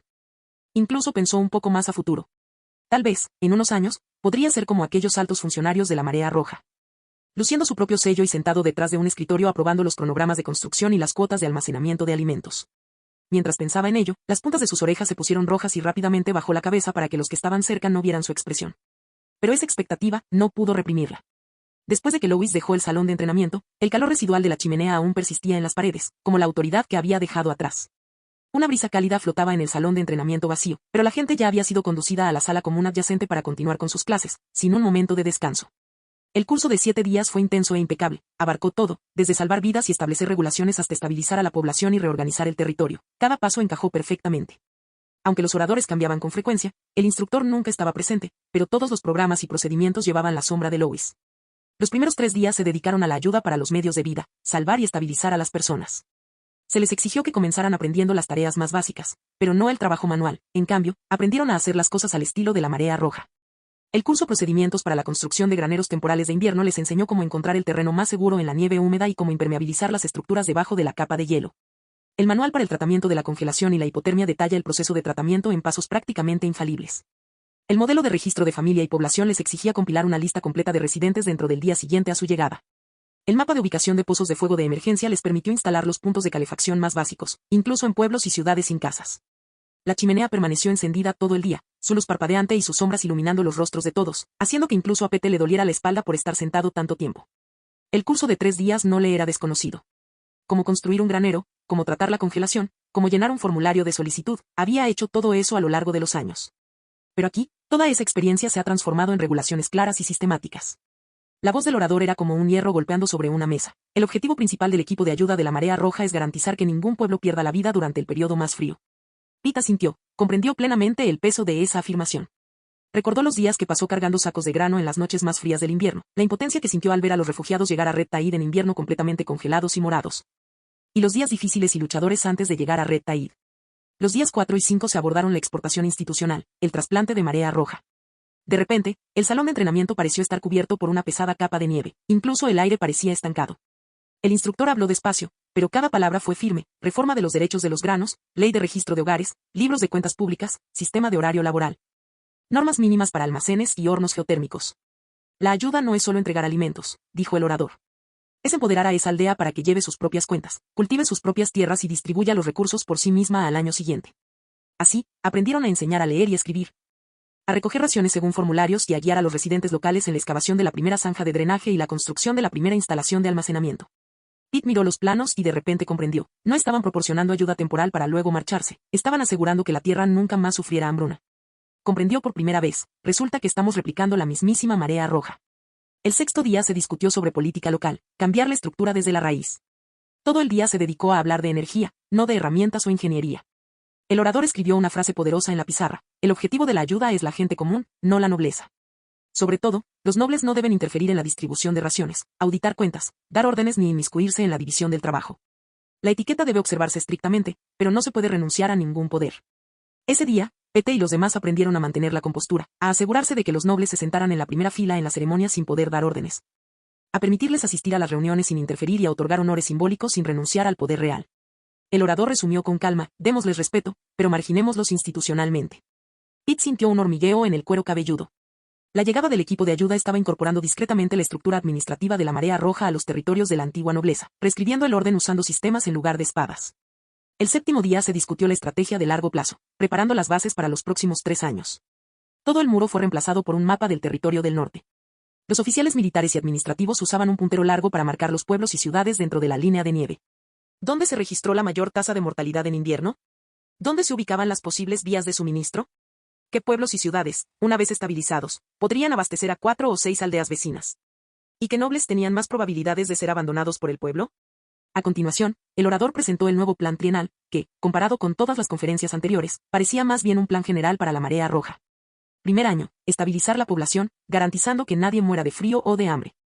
Establecer puntos de distribución de derechos de granos y oficinas temporales de registro de hogares, que permitan a las aldeas y pueblos reagruparse y detener la huida. Todos los esfuerzos de ayuda giran en torno a un objetivo: garantizar la supervivencia de la clase baja y asegurarse de que sepan que la marea roja es responsable de su supervivencia. Segundo año: exportar las instituciones y desmantelar la vieja autoridad. Implementar las leyes de registro de hogares, cuotas y contabilidad de la época de la marea roja. Enseñar alfabetización, contabilidad y división del trabajo a las clases bajas. Los antiguos nobles conservan superficialmente sus títulos, pero los derechos fiscales, los derechos sobre los granos y los derechos laborales se les van quitando gradualmente de las manos. Hacer que los pueblos y las ciudades empiecen a depender de las autoridades de la marea roja, en lugar de depender del señor. Tercer año: subordinación completa e incorporación a la orden de la marea roja. Las ciudades y pueblos presentan voluntariamente libros de contabilidad e informes de producción. Los valles de recursos de la marea roja se utilizan como el principal método de asentamiento. Puestos de marea roja, oficiales de registro permanente e inspectores. La anexión no fue anunciada, pero la subordinación administrativa de facto ya está consolidada. El territorio del norte está unido como una sola pieza, siendo la marea roja el único centro. Durante una pausa, el orador resumió brevemente: estos 3 años no son 3 años de ayuda, sino 3 años de reestructuración. Después de 3 años, el territorio del norte se habrá acostumbrado a la marea roja, los nobles dependerán de ella y los pueblos y ciudades se inclinarán proactivamente hacia ella. Ustedes no son trabajadores de ayuda humanitaria, sino más bien los sembradores del futuro orden del territorio del norte. La sala de entrenamiento estaba tan silenciosa que incluso la respiración parecía amortiguada. Al finalizar la capacitación, el orador cerró el grueso folleto, suavizando ligeramente el tono: aunque el tiempo fue corto, ustedes son, por naturaleza, agentes comunitarios entrenados por la marea roja. Todos han trabajado para salvar personas, mantener registros y estabilizar situaciones. Estos 7 días solo sirvieron para que reorganizaras estas cosas. Si tienes alguna pregunta, puedes consultar el folleto sobre la marea roja. Todas las respuestas están ahí. Miró a su alrededor y dijo: al partir, recuerden que representan el rostro de la marea roja. Que su viaje sea tranquilo y que sus pasos hagan brillar de nuevo el territorio del norte. 7 días después, Pete estaba sentado en el vagón que partía. Las ruedas rodaban sobre las huellas fangosas dejadas por la nieve derretida, produciendo un sonido amortiguado y pegajoso. Sostuvo el pequeño folleto, con los bordes curvados por el uso frecuente, sintiéndose como si todavía estuviera sentado en la larga mesa del salón de entrenamiento. Era difícil describir el estado mental de Pete. Había una expectativa: hacer algo que realmente diera esperanza a los demás, y también ser promovido y hacerse rico. También hubo confusión: ¿cómo sería la primera aldea? ¿Obstaculizarían los nobles locales su construcción? Las murallas de Ciudad Marea Roja desaparecieron gradualmente entre la niebla. La conocida bandera roja en la muralla aún ondeaba al viento, pero ahora se fundía con un tono cálido que se aferraba al horizonte grisáceo. De repente, Pete se dio cuenta de que, a partir de ese momento, ya no trabajaría bajo esa bandera. Él llevaría ese color a lugares donde otros no podían ver la luz del fuego.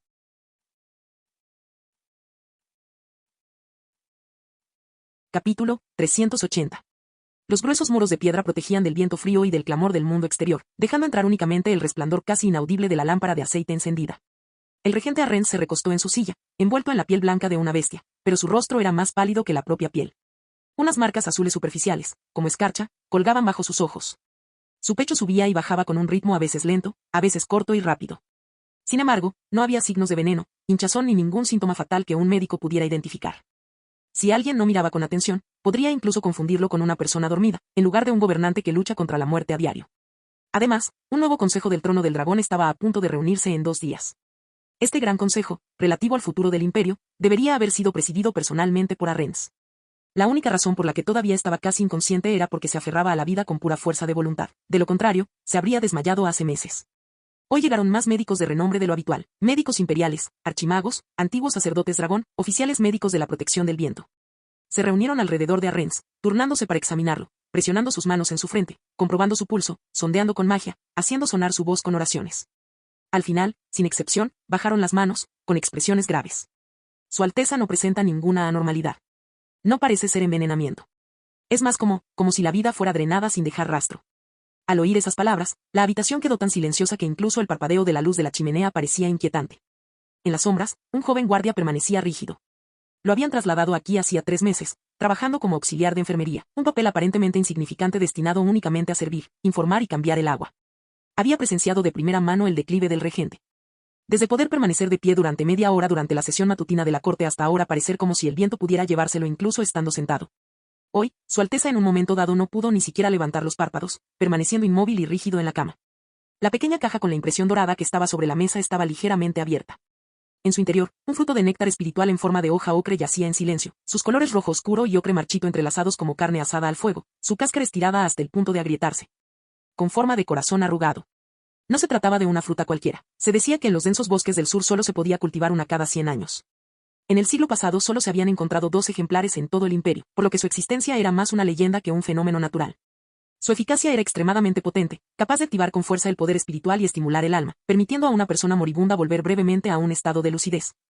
Como envolver una llama moribunda en una cáscara hirviendo. Sin embargo, lo único que podía ofrecer era un renacimiento espiritual. Era absolutamente impotente ante la decadencia del cuerpo y la pérdida de la vida. El aire aún conservaba el tenue aroma agridulce de la fruta después de haber mordido la pulpa, un olor que no era desagradable, como una poción alquímica de alta calidad, que quemaba en las fosas nasales y recordaba que su esencia era una ilusión forzada de conciencia. Arrens tomó ese pequeño bocado. En el instante en que mordió el hielo, el joven guardia fue testigo personalmente de cómo la mirada del regente se apartaba de su completa disipación. Como un hombre que se está ahogando y es sacado del hielo en el último momento. Arrens levantó la cabeza, su voz suave pero capaz de dar órdenes: encended las lámparas. Ese momento de lucidez fue casi un milagro para el joven guardia. Sí, señor, respondió, moviéndose rápidamente para ajustar la mecha de la lámpara. La llama se intensificó con su movimiento, iluminando la mitad del rostro de Arrens. Era un rostro de extrema debilidad, pero sin ningún signo de enfermedad. Pálido, pero limpio, vacío, pero sin la contorsión del dolor. Fue como si alguien extrajera silenciosamente el fuego de su cuerpo, mientras su piel conservaba su forma original. El corazón del joven guardia latía con fuerza. Si no era una enfermedad, entonces la lucidez proporcionada por la fruta significaba que Su Alteza realmente se estaba recuperando. No podía determinar exactamente qué estaba mal, pero juntó esos fragmentos de información para obtener una respuesta que quería creer. Su Alteza estaba mejorando. Ese era también el mensaje que quería transmitir. Después de todo, su otra identidad significaba que no podía perderse ninguna pista sobre la vida o la muerte del regente. A altas horas de la noche, se retiró silenciosamente al pasillo, fuera de la habitación. Una ráfaga de viento helado entró por las rendijas de la ventana, levantando una fina capa de polvo sobre las losas de piedra. El joven guardia se aseguró de que nadie lo estuviera mirando antes de quitarse la delgada placa de metal de su bota. Las puntas de sus dedos temblaban ligeramente por la tensión, pero hizo lo mejor que pudo para mantenerlos firmes. Tras consumir el néctar espiritual de la hoja de ocre, el primer príncipe mostró una mejora significativa. Todos los médicos de renombre declararon que no presentaba signos de envenenamiento ni enfermedad. Su Alteza el Regente se encuentra fuera de peligro. Después de grabar el mensaje secreto con energía de batalla, respiró hondo, deslizó la pieza de metal en la caja de envío y presionó el patrón oculto. Un suave clic sonó dentro del mecanismo, y una discreta paloma de plumas grises saltó de un compartimento oculto debajo del pasillo, batiendo sus alas. Al instante siguiente, batió sus alas y emprendió el vuelo, elevándose sobre los muros del palacio y desapareciendo silenciosamente en la fuerte brisa nocturna. El joven guardia observó la sombra distante, su pecho relajándose parcialmente. En el otro extremo de la capital imperial, el viento nocturno soplaba sobre los altos muros de la residencia del quinto príncipe Lampard. Y la luz de las velas parpadeaba débilmente con una luz dorada detrás de las gruesas ventanas. La paloma de plumas grises aterrizó en un poste de madera en el oscuro callejón, la cabina de despacho golpeó suavemente, produciendo un sonido bajo. El guardia la reconoció como una paloma mensajera secreta. Su expresión cambió ligeramente e inmediatamente agarró la caja de entrega, enviándola al patio interior. Poco tiempo después, el mensaje secreto fue presentado a Lampard. Estaba sentado en un largo banco detrás de su escritorio, y al oír que era una paloma mensajera secreta del palacio, levantó los párpados. «Ponla aquí». El asistente le entregó la placa de metal. Al principio Lampard parecía indiferente, pero a medida que leía el contenido, sus cejas comenzaron a fruncirse lentamente. ¿Se ha recuperado el estado mental del regente? ¿No hay envenenamiento ni enfermedad? ¿Está consciente gracias a la fruta?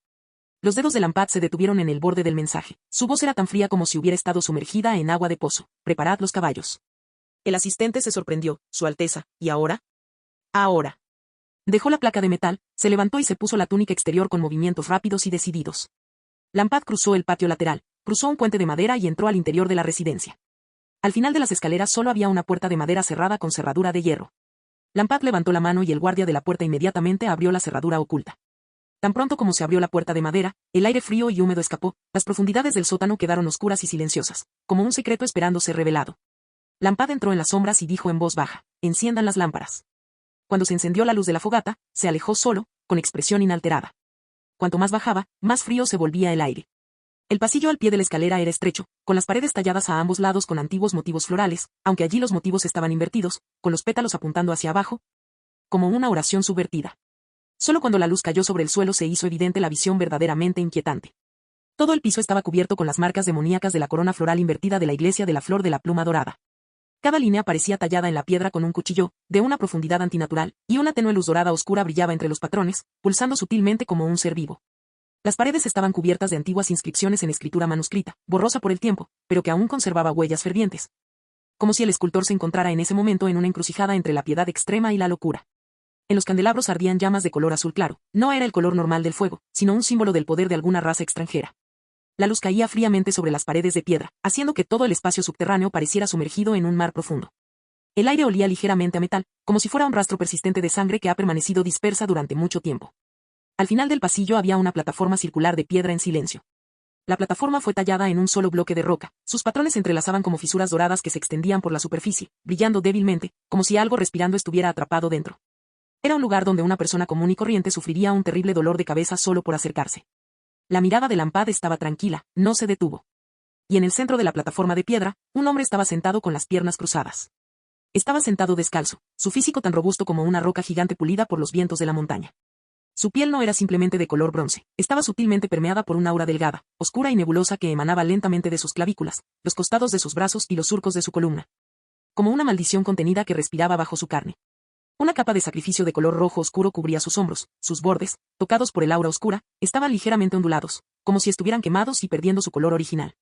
Lo que más llamaba la atención eran las agujas de hueso dorado en su espalda, su oro ya deslustrado, con finos hilos de aura oscura que emanaban continuamente de sus raíces.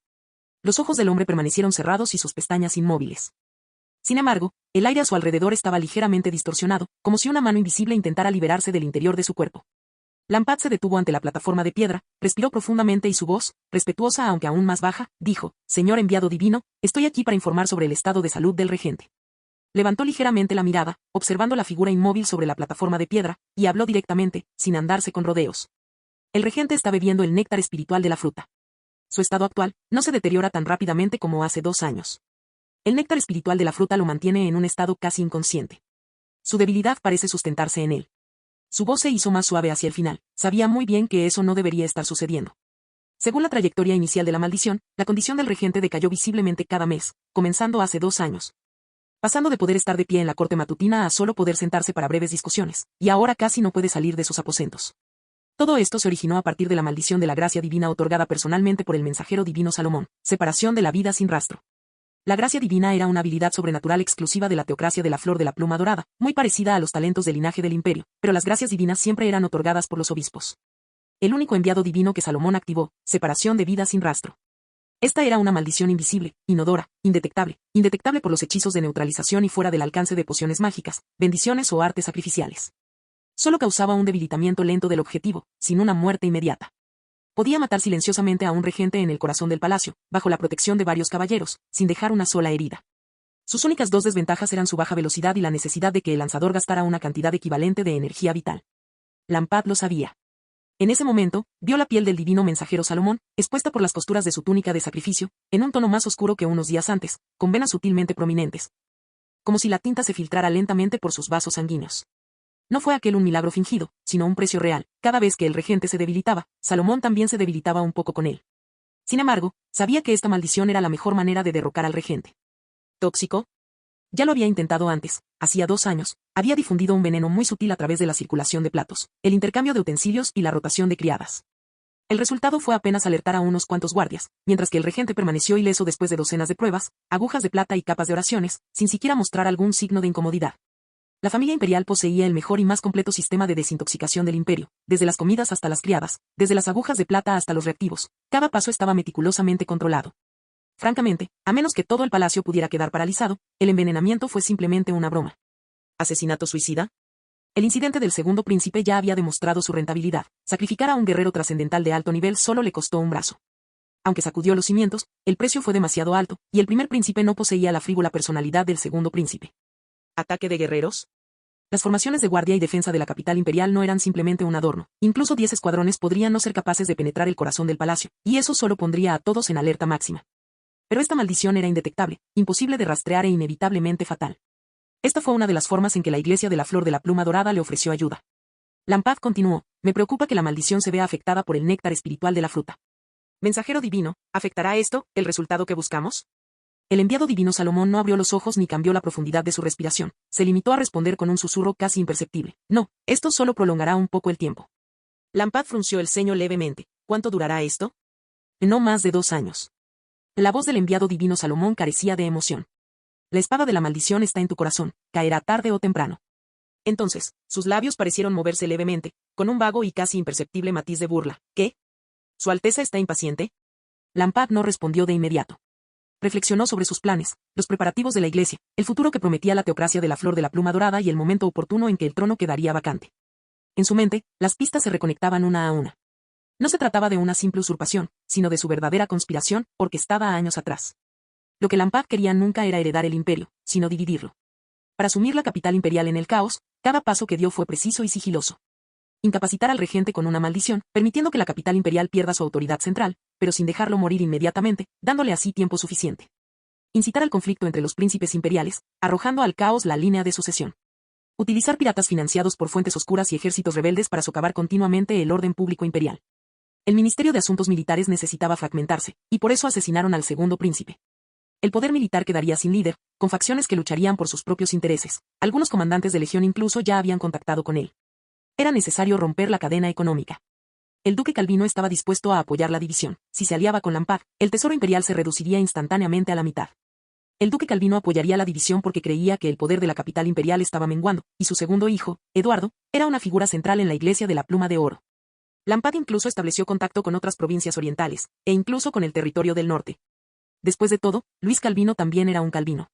En última instancia, lo que quería establecer no era un imperio, sino un imperio oriental. Un estado vasallo apoyado por la Iglesia de la Pluma Dorada, con un gobierno y una religión unificados. Porque nunca tuvo la base necesaria para absorber todo el imperio, ni poder militar, ni alianzas nobles, ni base fiscal, ni siquiera apoyo suficiente entre las facciones de la capital imperial. El único apoyo sólido de Lampad era la Iglesia de la Flor de la Pluma Dorada.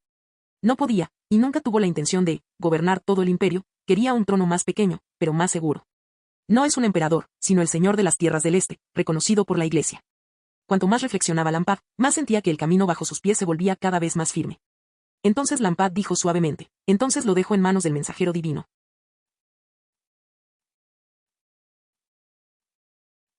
Capítulo 381. La luz de la mañana se filtraba desde arriba, iluminando el pálido rostro de Karien. Estaba sentado en una silla de piedra, con la parte superior del cuerpo desnuda, las líneas de sus hombros y su pecho aún claras, aunque cubiertas por una capa de ceniza muerta. Le habían quitado el vendaje del lado izquierdo y la herida suturada se extendía a lo largo de la línea de fractura del hombro. Su aura de batalla se arremolinaba intermitentemente dentro de él, como un fuelle roto, dejando solo ecos fragmentados, incapaces de reunir fuerzas. El médico se arrodilló a su lado, con las yemas de los dedos apoyadas en su muñeca, con el mismo cuidado que se usaría para proteger una brasa inestable. Su Alteza intentó mantener la voz firme, la recuperación va muy bien, al menos, mucho mejor de lo que temíamos inicialmente. Pero esa seguridad solo hizo que Karen frunciera aún más el ceño. Para una persona promedio, en realidad era muy bueno, suficiente para seguir viviendo y no interferir con el trabajo. Pero para un caballero cuya vida giraba en torno a la espada y el aura de la batalla, no recuperar el estatus de caballero en su apogeo era como perder la mitad de su vida.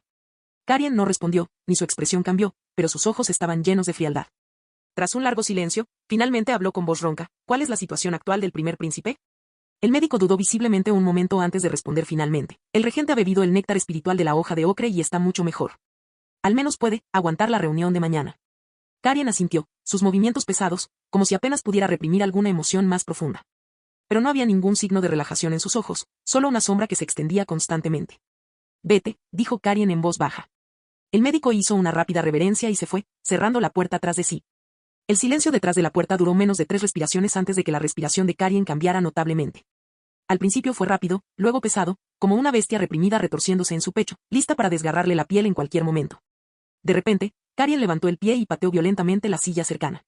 La silla de madera cayó al suelo de piedra, golpeando con fuerza la pared y el sonido de la madera astillada resonó por toda la habitación.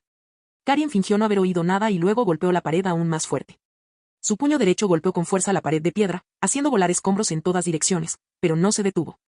Fue solo cuando un dolor agudo atravesó su hombro izquierdo, los músculos alrededor de la articulación de su brazo amputado se sintieron como si estuvieran siendo raspados por un cuchillo. El dolor intenso subió por sus nervios hasta su cuello. Karen apretó los dientes y un sonido bajo escapó de su garganta, como el rugido reprimido de una bestia salvaje después de ser herida. Lo que más temía que los demás vieran era precisamente eso, su impotencia y su incapacidad para controlarse. Pero estaba solo en la habitación, por lo que su ira no tenía dónde escapar. La mirada de Karen volvió a la caja de madera negra sobre la mesa. En el interior solo quedaba un pequeño residuo seco, de color marrón rojizo, era lo que él mismo utilizaba para mantener la imagen de un príncipe de pico. Originalmente, poseía 2 frutos de néctar espiritual, uno era entregado al regente. No por bondad, sino para permitir que el regente permaneciera en el cargo hasta el Consejo del Trono del Dragón. Para que durara esos pocos años y para repeler las ambiciones de la facción de funcionarios del cuarto príncipe Rain. El otro lo guardó para sí, confiando únicamente en él para mantener la ilusión de un caballero del pico de medio paso en presencia de extraños. Pero en realidad, él, apenas podía estabilizar a un caballero extraordinario novato. Esta disparidad hizo que su pecho se sintiera pesado, como si su dignidad hubiera sido distorsionada y rota. Maldita sea. Murmuró 2 palabras en voz baja. Luego otra, maldita sea. Ese día debía ser simplemente un paseo tranquilo y una cacería, un descanso largamente esperado, sin escolta del Ministerio de Asuntos Militares, sin ninguna implicación política. Karen, por una vez, se había relajado un poco, y fue precisamente por esa razón que se había vuelto descuidado. Ese día, la caballería privada de la familia imperial se reunió en el borde del bosque, los caballos de guerra resoplando niebla blanca, sus cascos de hierro firmes. La ruta se mantuvo extremadamente secreta, conocida solo por unos pocos selectos dentro de la familia imperial, y ni siquiera sus confidentes más cercanos sabían dónde estaba en ese momento. Karen iba a la cabeza, con su aura de batalla en Alstep Peak y su poder interior pulsando, capaz de atravesar el aire en cualquier momento. Él creía que convertirse en un caballero de élite era solo cuestión de tiempo, en aquel entonces, nunca imaginó que llegaría el día en que sería casado, al menos no durante una salida inesperada. El equipo se adentró más en el denso bosque, siguiendo la ruta planificada. No era un sentimiento de opresión, ni intención asesina, sino simplemente una anomalía casi imperceptible. Cualquier otro día, inmediatamente se hubiera puesto en guardia, pero ese día se relajó por un momento, y ese único momento le impidió esquivarlo. Un fino destello metálico emanaba de la hierba. Fue un golpe de asesino, más débil que él en fuerza, pero imbuido de una determinación implacable, como si apostara su propia vida en la espada. En el instante en que Karen percibió el peligro, ya había comenzado a girar la cabeza, pero ya era medio suspiro demasiado tarde. Esa hoja cortó en diagonal de arriba a abajo, comenzando en la base de su hombro. Incluso con un movimiento tan amplio, era silencioso, como una especie de talento heredado, el ángulo preciso, sin apuntar a romper las defensas, sino simplemente a quitar una vida. ¡Zas! El sonido del metal y el hueso al ser cortados explotó en sus oídos, su brazo izquierdo, con armadura y todo, voló por el aire, salpicando sangre en la crin de su montura.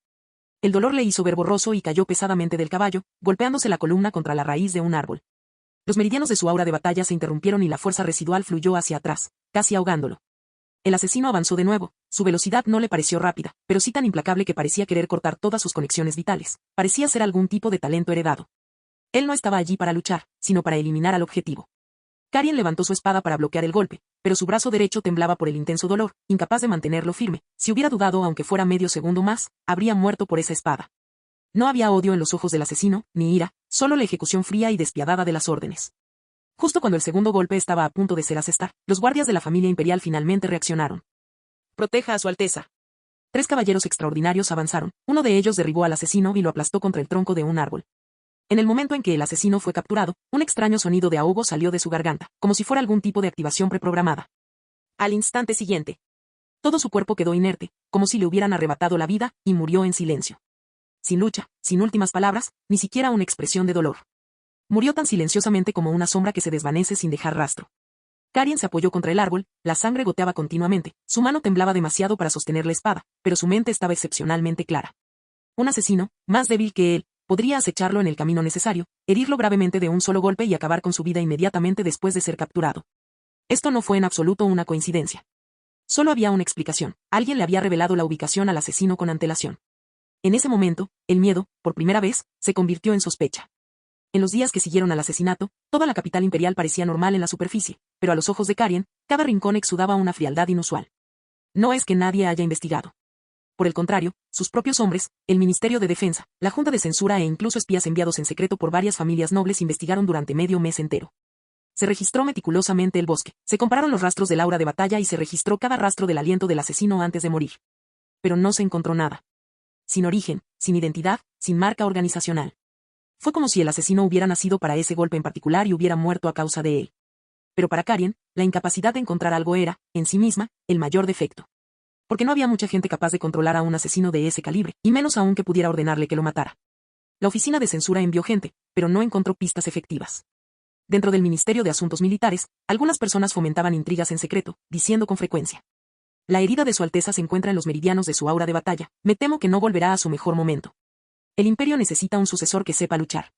Carien ya no es elegible para heredar. Cada frase era como un clavo clavado en su pecho. Lo que perturbó aún más a Carien fueron las acciones de la facción del cuarto príncipe Rain: conmoción, tristeza, condolencias, evitar activamente cualquier sospecha, todo se hizo a la perfección. Demasiado perfecto, parecía que ocultaban algo. Carien estaba sentado en la habitación, mirando fijamente su hombro vendado y cortado, sintiendo el dolor agudo subir por los meridianos hasta la nuca. Todas las piezas fueron encajando poco a poco en su mente, su itinerario había sido filtrado con precisión. El asesino era de poca fuerza pero entrenado con la precisión necesaria para quitarle la vida a un caballero extraordinario de alto nivel de un solo golpe. No es fácil encontrar asesinos de este calibre, y la investigación se prolongó sin una sola pista. Mientras surgían rumores en su contra dentro del Ministerio de Asuntos Militares y la facción del Cuarto Príncipe se comportaba de una manera excesivamente correcta. No había pruebas, pero no las necesitaba. El corazón de Carien ya había llegado a una conclusión: el responsable era el Cuarto Príncipe Rain. El sospechoso presionó su mano contra su pecho, como si le apretara la tráquea. Nunca había estado tan seguro: si no controlaba el Ministerio de Asuntos Militares, si no tenía el poder, si no tomaba la iniciativa en el futuro Consejo del Trono del Dragón, el imperio seguramente caería en manos del Cuarto Príncipe y la facción de funcionarios civiles. Y ese sería el fin del imperio. La sospecha era como una aguja fría que le atravesaba el pecho, pero lo que realmente hizo que Carien se diera cuenta de que lo habían empujado al borde del abismo no fue la sospecha en sí, sino las grietas que comenzaban a aparecer dentro del Ministerio de Asuntos Militares. Carien nunca había imaginado que los comandantes de la Legión, que habían sobrevivido a innumerables situaciones peligrosas junto a él en el frente, lo abandonarían. Durante una batalla de aniquilación en la frontera suroeste del imperio, la lluvia torrencial vertió barro sobre su armadura. Y él dirigió a sus caballeros para resistir obstinadamente la brecha abierta por los mercenarios de la Federación. La línea del frente estuvo a punto de romperse varias veces, pero él mismo cargó al abanderado herido y avanzó hacia el frente, clavando de nuevo la bandera en el barro para estabilizar la posición. Cuando la alianza de los estados menores del sur provocó la frontera, condujo a su caballería en una rápida marcha a través del barro. Lanzó un ataque nocturno contra el campamento enemigo y derrotó por completo a ese ejército de élite, conocido como la Legión del Muro de Bronce. Esa noche, los policías que lo seguían personalmente lo vieron continuar dando órdenes mientras arrastraba una cuchilla rota por un charco de agua. En el año en que la frontera oriental se enfrentó a la teocracia de la Flor de la Pluma Dorada, el ejército de la Llama Sagrada intentó infiltrarse en la frontera, aprovechando el caos interno del imperio. Él y aquellos oficiales lucharon día y noche durante 5 días consecutivos a lo largo del río Sagrado, repeliendo al regimiento de vanguardia enemigo al otro lado del agua. Todos estos oficiales sobrevivieron a estas batallas. Lo habían visto en su apogeo y habían visto cómo se usaba a sí mismo como el escudo definitivo. Por eso apoyaron a Carien, casi el 70% de las legiones imperiales lo apoyaron. Sin embargo, los comandantes de legión que estaban detrás de él ahora, representaban menos del 30%, y la mayoría eran comandantes veteranos. Los demás, los generales recién nombrados y las fuerzas nobles, discutían en privado, pero él entendió perfectamente el mensaje. El imperio ya no puede ser arrastrado a la ruina por luchas internas entre los príncipes. La herida de su Alteza, me temo que nunca más podrá dirigir el ejército. Su tono era diplomático, pero todos lo empujaban en una misma dirección: alejarlo de la posición de heredero. El Ministerio de Asuntos Militares ya no era un bloque monolítico. se desprendía, se fragmentaba y se dispersaba ante sus ojos, como una bestia gigante que hubiera perdido las riendas, contenida solo por él. Miró fijamente su hombro izquierdo fracturado, sintiendo como si le hubieran introducido a la fuerza un trozo de hielo en el pecho. Dolor, humillación, rabia, todas las emociones entrelazadas en una sola cuerda, asfixiándolo hasta que apenas podía respirar. Pero nada de eso era comparado con el miedo profundo escondido en su corazón. Si caigo, el imperio se derrumbará. Sin embargo, Carien nunca había pensado de esa manera durante mucho tiempo, no debería haber llegado a esta situación. Carien nunca había sido entusiasta del poder, ni consideraba la sucesión una misión. Siempre creyó que su padre imperial era firme como una roca, que el imperio tenía su propio orden y que a él solo le faltaba ser un príncipe capaz de luchar. Defender y proteger uno de los flancos del imperio en el campo de batalla. Solo había una persona a la que respetaba verdaderamente, en quien creía con todo su corazón y que debía heredar el trono. Este era el tercer príncipe. Ese hermano menor, que había alcanzado la fama en su juventud, poseía la fuerza de un caballero de élite, comandaba con serenidad en el campo de batalla y era llamado la persona más parecida al emperador, tanto dentro como fuera de la capital imperial. Estabilizó la moral militar, logró comprender a la población y se atrevió a asumir responsabilidades. Fue el verdadero heredero, reconocido tanto por la nobleza como por el pueblo común. Carien nunca lo envidió. Mientras ese genio viviera, estaría dispuesto a ser siempre el que permaneciera en el frente, derramando sangre por el imperio. Hasta que el tercer príncipe fue asesinado de una manera extremadamente humillante. Esta fue la primera vez en su vida que se dio cuenta de que el poder no era tan simple después de todo. Lo que siguió fue la desaparición de su padre imperial y la dispersión de la autoridad imperial en todas partes. De repente, Carien descubrió que la responsabilidad que creía que nunca recaería sobre él estaba siendo impuesta por la fuerza sobre sus hombros. La responsabilidad se convirtió en obsesión, y la obsesión se convirtió en fanatismo irreversible. Cuanto más pensaba Carien en ello, más segura estaba. El príncipe heredero era demasiado débil para vivir mucho más tiempo. El cuarto príncipe solo conocía planes y trucos y carecía de espíritu militar. Y los demás simplemente no estaban calificados. Solo él podía estabilizar las líneas del frente, solo él podía contener a los nobles y solo él podía reunificar el Ministerio de Defensa. Si él no tuviera el poder, el imperio seguramente perecería.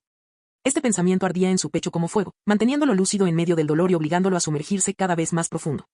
Carien respiró profundamente, pero sintió como si estuviera inhalando un puñado de fragmentos de hielo, apretándole el pecho. Sabía exactamente qué hacer a continuación, no había necesidad de hacer una lista ni de sopesar repetidamente las opciones. Su corazón ya había viajado hasta el final, dejando solo una dirección a seguir. Durante el Consejo del Trono del Dragón de mañana, deberá someter a Rin.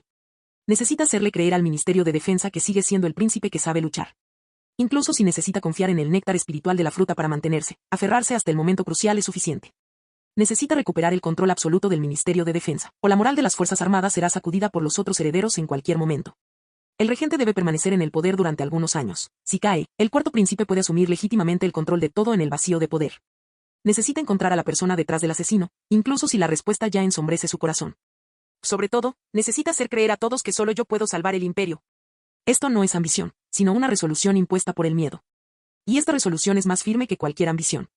Mientras la luz de la mansión se filtraba a través del marco tallado de la ventana, el cuarto príncipe Rain estaba sentado detrás de su escritorio, revisando voluminosos archivos. Dividió cada tema en partes manejables y luego las abordó una por una. La habitación estaba en silencio, solo se oía el leve rasguño de su pluma sobre el papel. Los pasos fuera de la puerta cesaron muy suavemente. Su Alteza, dijo su tutora, Karen, en voz baja, como si temiera perturbar algo. Rin miró hacia arriba, pase. Karen entró con una caja de informes secretos y colocó una placa dorada sellada sobre la mesa, informe confirmado del Palacio del Regente. El néctar espiritual de la fruta de la hoja ocre fue entregado personalmente por la guardia personal del segundo príncipe. La pluma de Rin se detuvo en sus dedos. Echó un vistazo al informe secreto y luego rió suavemente, en un tono que mezclaba desprecio con un toque de alegría, amor fraternal, verdaderamente conmovedor. Karen asintió levemente, manteniendo una expresión firme. Se dio cuenta de que la risa no contenía calidez, solo cálculo tranquilo y sarcasmo mal disimulado. Rin colocó el informe secreto sobre la mesa, se reclinó en su silla y habló como si estuviera discutiendo algo irrelevante. Es mejor para el regente resistir un día o dos más que derrumbarse esta noche. Karen reflexionó un momento y dijo con voz seria, ¿tu opinión es que su apego a esto en realidad beneficia más la situación? Rin meneó la cabeza. El mayor temor en el caos es que llegue demasiado rápido. Sabía muy bien que si el regente muriera repentinamente esa noche, el Ministerio de Asuntos Militares forzaría inmediatamente un cambio de poder. El quinto príncipe y varias facciones locales actuarían inmediatamente en medio del caos. Se priorizaría el sistema de servicio público y la capital imperial probablemente quedaría dividida. Ese no era el caos que él quería un caos controlable. La claridad temporal proporcionada por el néctar espiritual del fruto sería suficiente para mantener la situación estable durante un día, sin alterar la trayectoria final. Rin golpeó suavemente la mesa con los nudillos y con voz tranquila. El segundo príncipe envió el néctar espiritual de la fruta para retrasar el declive del regente.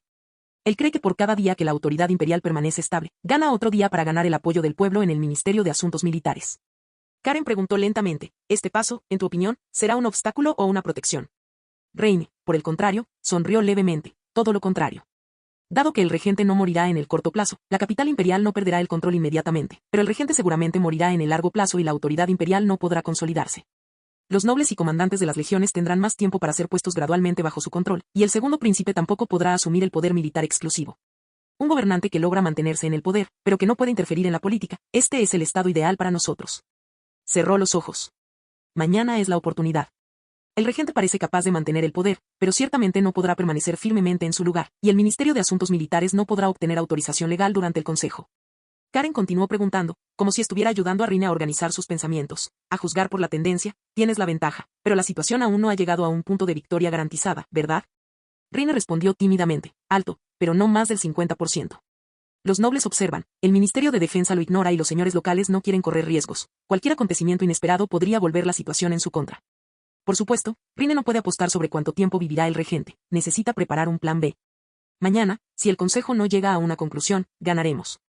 Mañana, la propuesta del director de censura Mace de restaurar el sistema electoral, si bien es una opción neutral que no todas las facciones podrían aceptar de inmediato.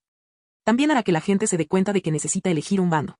La mirada de Rin se desvió hacia la ventana y su voz bajó ligeramente. Un imperio destruido nunca fue lo que quise. Karen levantó una ceja levemente, sin interrumpir, solo escuchando en silencio. Pero la situación actual, dijo Rin lentamente, ya no se puede estabilizar por la fuerza, solo puede depender del tiempo. En solo 2 años más, la autoridad imperial caerá naturalmente en mis manos. Y se hará pacíficamente. Sin derramamiento de sangre, sin combates, sin que el imperio tenga que sufrir otra fragmentación. Karen lo miró y asintió levemente. Reine habló con mucha calma, pero con una determinación profundamente oculta. Para frenar el imperio, evitar su rápido colapso y permitir que todas las facciones agoten su impulso durante el periodo de transición. Permitir que la autoridad imperial, elevándose por encima del caos, regrese a sus manos de la forma más discreta posible. Fin del video.